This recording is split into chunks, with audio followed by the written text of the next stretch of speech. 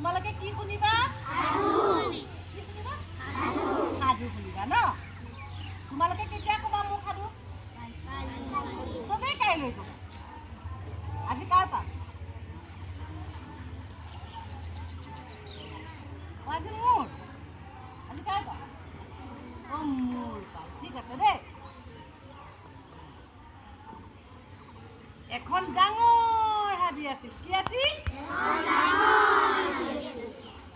সেই হাবিখনত এটা কি আছিল? এটা ডাঙৰ সিংহ আছিলে।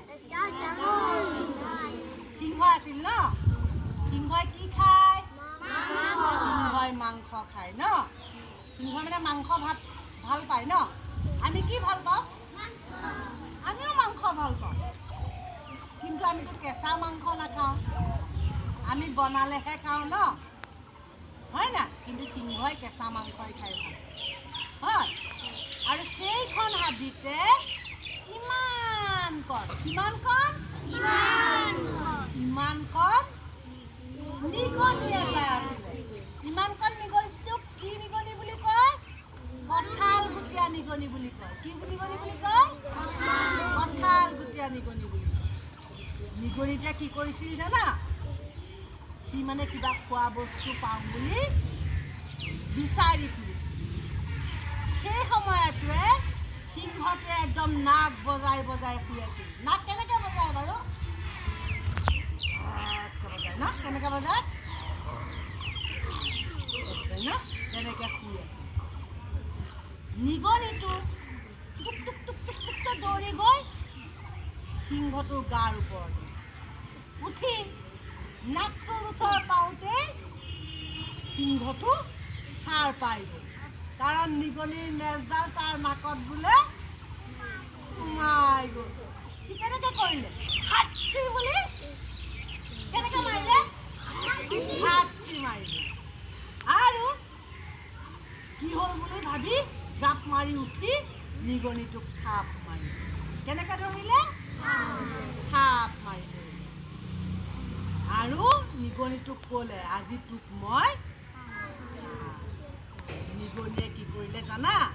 হাতকেইটা জোৰ কৰিলে। জোৰ কৰি পেলাই ক'লে, মহাৰাজ মোক আপুনি নাখাব।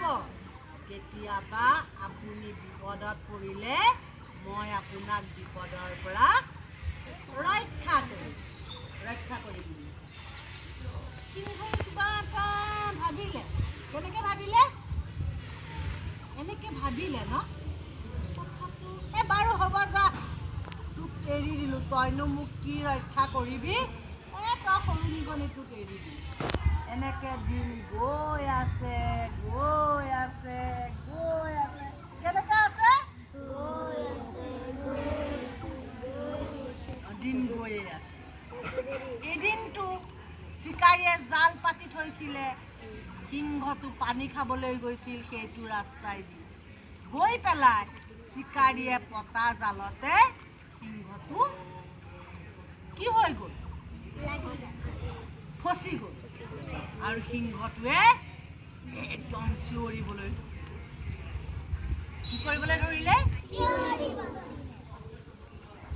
সিংহৰ চিঞৰ শুনি নিগনিটো ক'ৰবাৰ পৰা দৌৰি আহিল। তাকিলে বুলি নকয় দিয়া, কি বুলি ক'লে? দৌৰি আহিল। আহি পেলাই সিংহক ক'লে, মহাৰাজ, কেনেকৈ ক'লে?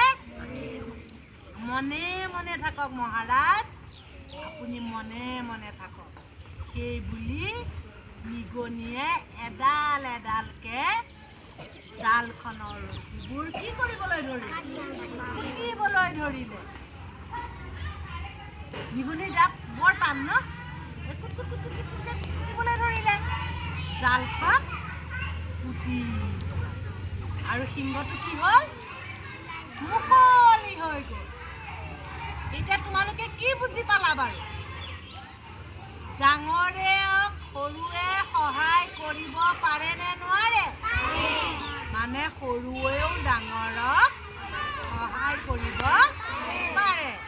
এতিয়া সিংহ নিগনিৰ সাধুটো শুনি তোমালোকে কি বুজি পালা? সৰুৱে